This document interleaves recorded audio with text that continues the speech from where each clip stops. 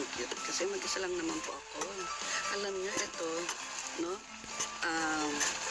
Maliit na, ay maliit. Maliit lang tong, ano ko ito. Kawali ko talaga. Ano ko.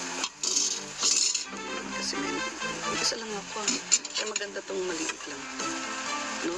Ngayon, ang maganda rito, ito yung nagpapababa kasi ito ng dugo. Nasama ko talaga to sa ulam ko. Dinadamihan ko talaga to kasi dati nag-ano ko, nag-maintenance ako sa dugo na gamot. Gusto ko, kasi diba, mga gamot-gamot na yan alam niyo naman, silang liver, mga ano.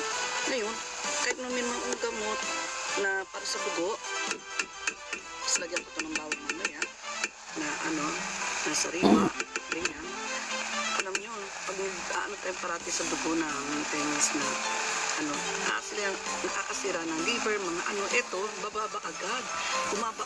Alam nyo, ubos ng dugo ko Ito, kain ako ng kain ito, naku, bumaba na. Ngayon, yung siyempre, hindi ko na mamonitor na, ano ba siya, pang sa braso. Ngayon, minomonitor ko na, ako, ang lakas ng pababa, hindi na ako nagagamot talaga. Ito nilang parate ang inano ko. Ang sarap naman nito Diyan sa Pilipinas medyo mahal na, tapos hindi pa sariwa, diba? Tiyagaan na lang, yung mga maliliit naman din nito. Yun, tiyagaan lang kaysa sa gamot, mamiminting din yun. Tapos ngayon, sarap to lalo na sa pansit.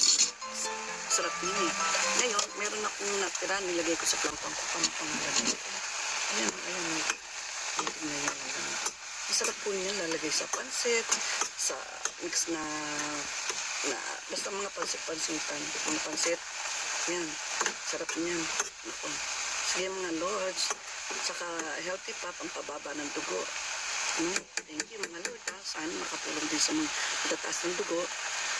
Ito lang para hindi tayo ma-stroke din. Ito lang po. Saka sa tanlad din, saka tanlad, saka ano ba yan? Panglagay sa bigas. Yan, bumibili pa ako sa Tokyo niyan. Mga yan. Tanlad. At yung, tanlad, luya, saka bawang, at saka isa pa. Nilalagay pa bago sa sinain yun. Pinupakuluan ko rin yun. Sige mga lords, thank you. Ayan.